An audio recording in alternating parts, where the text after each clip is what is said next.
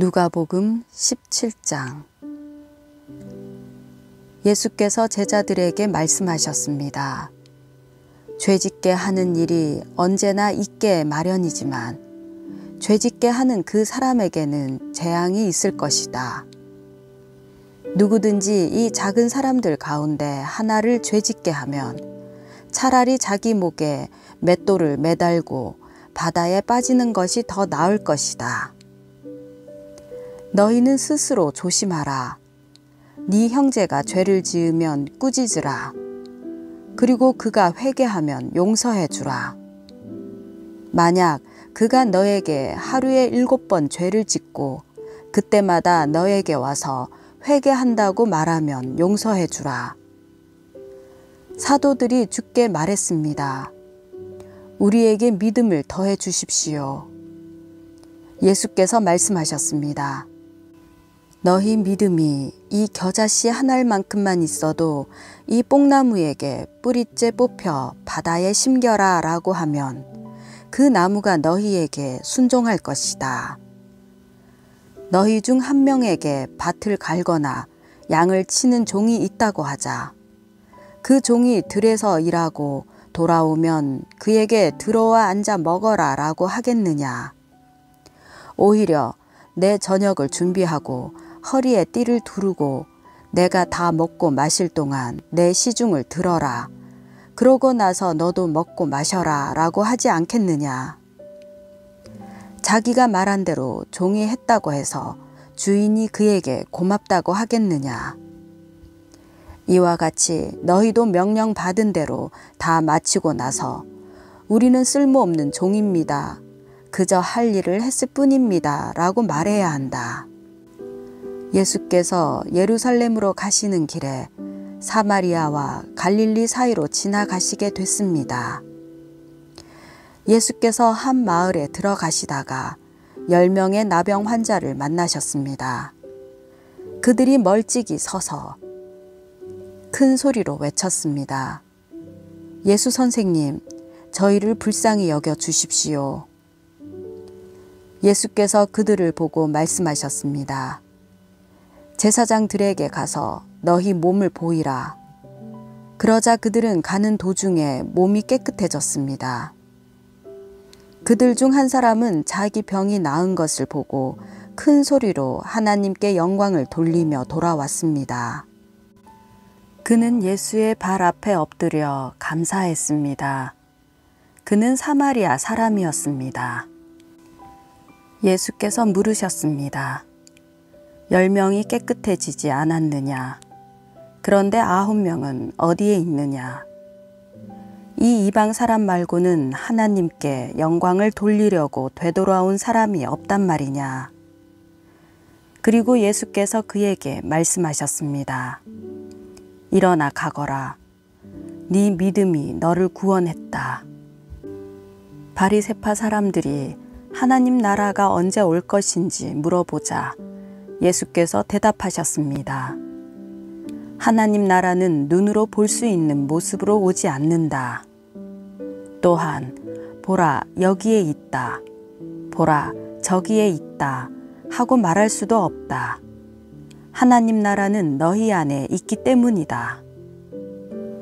그리고 제자들에게 말씀하셨습니다. 너희가 인자의 날들 중 단 하루라도 보고 싶어 할 때가 오겠으나 보지 못할 것이다.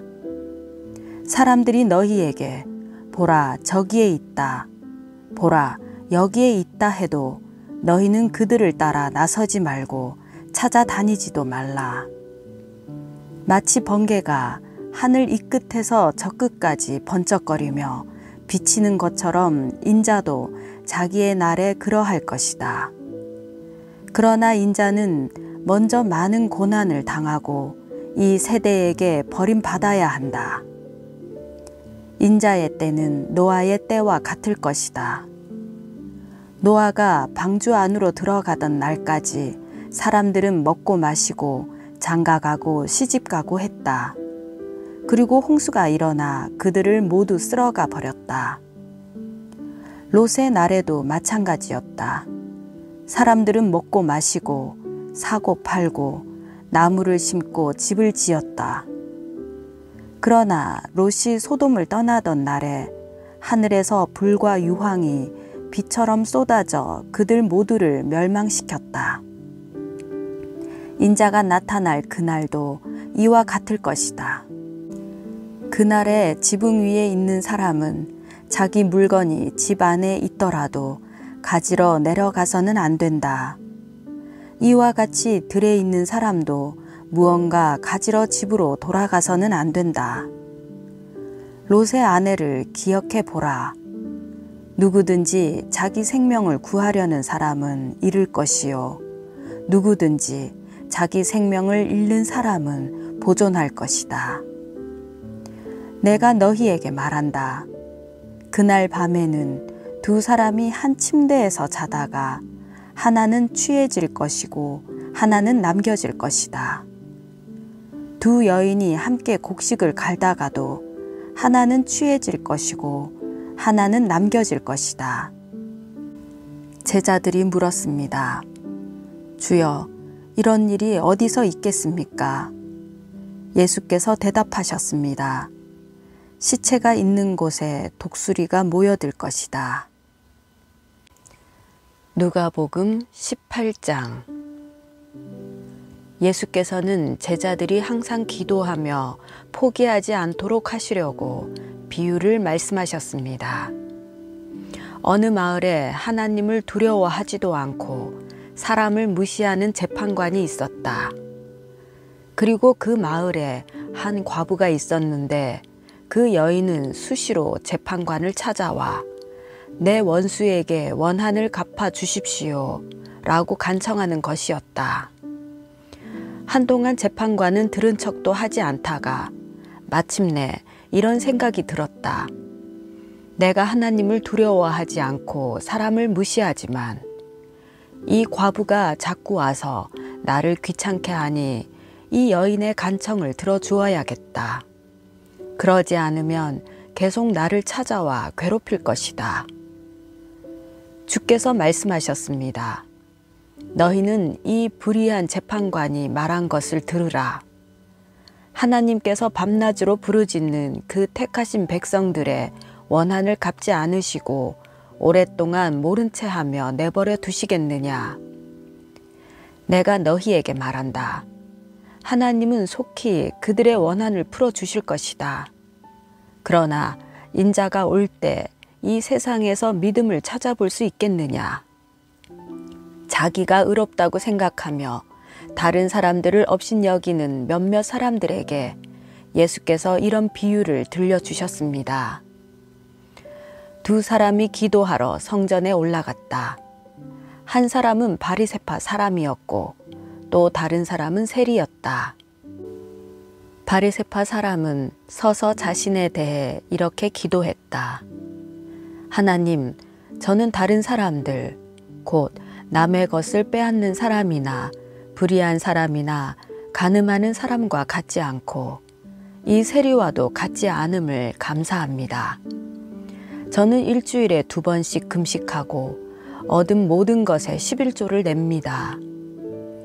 그러나 세리는 멀찍이 서서 하늘을 쳐다볼 엄두도 내지 못하고는 가슴을 치며 말했다. 하나님, 이 죄인에게 자비를 베풀어 주십시오. 내가 너희에게 말한다. 이 사람이 저 바리새파 사람보다 오히려 의롭다는 인정을 받고 집으로 돌아갔다. 누구든지 자기를 높이는 사람은 낮아질 것이요 자기를 낮추는 사람은 높아질 것이다. 사람들이 아기들을 예수께 데려와 만져주시기를 원했습니다. 제자들은 이 광경을 보고 그들을 꾸짖었습니다. 그러나 예수께서는 그 아이들을 불러 말씀하셨습니다. 어린 아이들이 내게로 오는 것을 허락하고 막지 말라. 하나님 나라는 이런 어린 아이들의 것이다. 내가 진실로 너희에게 말한다. 누구든지 어린아이와 같이 하나님 나라를 받아들이지 않는 사람은 거기에 들어가지 못할 것이다. 어떤 지도자가 예수께 물었습니다. 선하신 선생님, 영생을 얻으려면 제가 어떻게 해야 합니까? 예수께서 대답하셨습니다. 네가 왜 나를 선하다고 하느냐? 오직 하나님 외에는 선한 분이 없다. 간음하지 말라, 살인하지 말라, 도둑질하지 말라, 거짓 증언하지 말라, 너의 부모를 공경하라 라는 계명을 네가 알고 있다. 그가 말했습니다. 그런 모든 것은 제가 어려서부터 다 지켰습니다. 이 말을 듣고 예수께서 말씀하셨습니다. 너에게 아직 부족한 것이 한 가지 있다. 네가 가진 것을 모두 팔아 가난한 사람들에게 나눠주어라. 그러면 하늘에서 보물을 가질 것이다. 그 후에 와서 나를 따라라. 그 사람은 이 말씀을 듣고 슬픔에 깊이 잠겼습니다. 그가 큰 부자였기 때문입니다. 예수께서 그를 쳐다보고 말씀하셨습니다. 부자들이 하나님 나라에 들어가기가 얼마나 어려운지 모른다. 부자가 하나님 나라에 들어가는 것보다 낙타가 바늘 구멍으로 지나가는 것이 더 쉽다. 이 말씀을 듣고 있던 사람들이 물었습니다. 그러면 누가 구원받을 수 있겠습니까? 예수께서 대답하셨습니다. 사람이 할 수 없는 일을 하나님께서는 하실 수 있다. 베드로가 예수께 말했습니다. 보십시오. 저희는 가진 것을 모두 버리고 주를 따랐습니다. 예수께서 그들에게 말씀하셨습니다. 내가 진실로 너희에게 말한다. 하나님 나라를 위해 집이나 아내나 형제나 부모나 자식을 버린 사람은 이 세상에서 여러 배로 받을 것이요. 또한 오는 세상에서 영생을 받을 것이다. 예수께서는 12 제자를 곁에 불러놓고 말씀하셨습니다. 보라, 우리는 예루살렘으로 올라간다.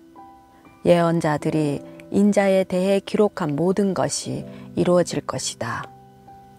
인자가 이방 사람들에게 넘겨져 조롱과 모욕과 침 뱉음을 당할 것이다. 그들은 채찍질한 후에 그를 죽일 것이다. 그러나 그는 3일째 되는 날 살아날 것이다. 그러나 제자들은 이 말씀을 조금도 깨닫지 못했습니다. 이 말씀의 뜻이 그들에게 숨겨져 있기에 제자들은 예수께서 하시는 말씀을 이해하지 못했습니다. 예수께서 여리고에 가까이 이르셨을 때 길거리에 보지 못하는 한 사람이 앉아 구걸하고 있었습니다. 그는 많은 사람들이 지나가는 소리를 듣고 무슨 일인지 물었습니다. 사람들이 나사렛 예수가 지나가신다 하고 말해 주었습니다. 그러자 그가 크게 외쳤습니다. 다윗의 자손 예수여, 저를 불쌍히 여겨 주십시오. 앞서가던 사람들이 그를 꾸짖으며 조용히 하라고 했습니다. 그러자 그는 더욱더 큰 소리로 다윗의 자손이여, 저를 불쌍히 여겨 주십시오 라고 외쳤습니다.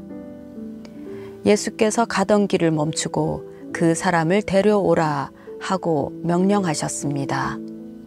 그가 가까이 다가오자 예수께서 물으셨습니다. 내가 너에게 무엇을 해주기를 원하느냐? 그가 대답했습니다. 주여, 다시 보고 싶습니다. 예수께서 그에게 말씀하셨습니다. 눈을 떠라. 너의 믿음이 너를 구원했다. 그러자 그는 곧 보게 됐고 하나님께 영광을 돌리며 예수를 따라갔습니다. 이 광경을 본 사람들도 모두 하나님을 찬양했습니다. 누가복음 19장. 예수께서 여리고에 들어가 거리를 지나가고 계셨는데 여리고에는 삭개오라는 사람이 있었습니다. 그는 세리장이고 부자였습니다. 삭개오는 예수께서 어떤 분인지 보려고 했으나 많은 사람들 때문에 볼 수가 없었습니다. 그는 키가 작았기 때문입니다.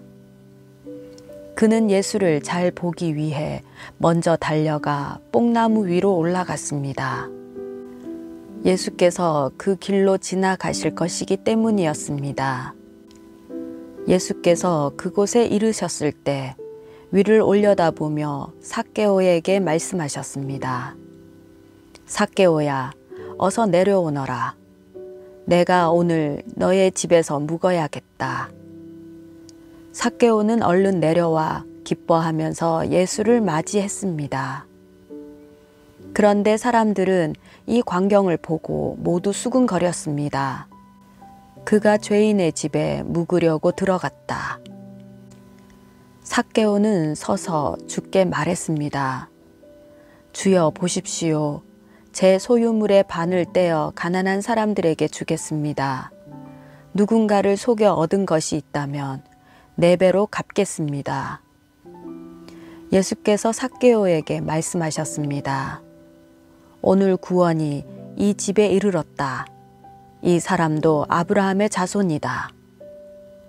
인자는 잃어버린 사람을 찾아 구원하러 왔다. 그들이 이 말씀을 듣고 있을 때 예수께서 연이어 비유를 들려주셨습니다. 예수께서 예루살렘에 가까이 이르셨고 또 사람들이 하나님 나라가 당장이라도 나타날 것이라고 생각했기 때문입니다. 예수께서 말씀하셨습니다.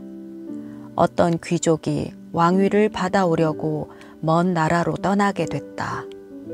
그래서 10명의 종을 불러 10문화를 주면서 말했다.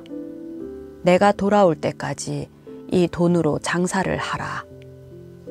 그런데 백성들은 그를 미워하기에 사절을 뒤따라 보내며 우리는 이 사람이 왕이 되는 것을 원하지 않습니다. 라고 전하게 했다. 그러나 그 귀족은 왕이 돼 집으로 돌아왔다. 그는 자기가 돈을 준 종들을 불러 그들이 얼마나 장사를 했는지 알아보았다. 첫 번째 종이 와서 말했다. 주인님, 주인님이 주신 1문화로 10문화를 벌었습니다. 그 주인이 대답했다. 잘했다. 내 착한 종아. 네가 작은 일에 충성했으니 10개의 마을을 다스리는 권세를 주겠다. 두 번째 종이 와서 말했다. 주인님, 주인님이 주신 1문화로 5문화를 벌었습니다. 그 주인이 대답했다.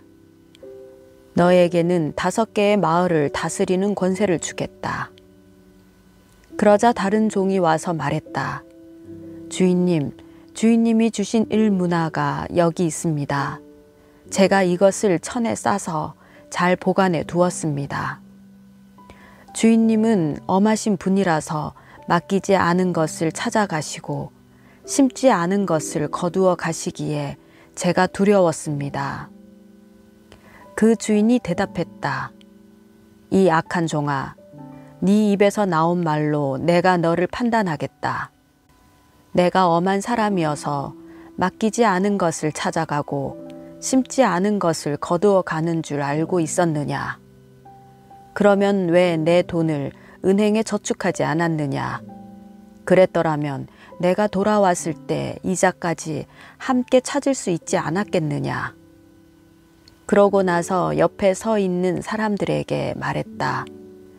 이 1문화를 빼앗아 10문화 가진 종에게 주어라. 그들이 말했다. 하지만 주인님, 그는 벌써 10문화나 갖고 있습니다. 그가 대답했다. 내가 너희에게 말한다. 가진 사람마다 더 많이 받을 것이고 아무것도 가지지 않은 사람은 그 있는 것마저 빼앗길 것이다. 그리고 내가 자기들의 왕이 되는 것을 원치 않은 이 원수들을 이리로 끌어다가 내 앞에서 죽여라.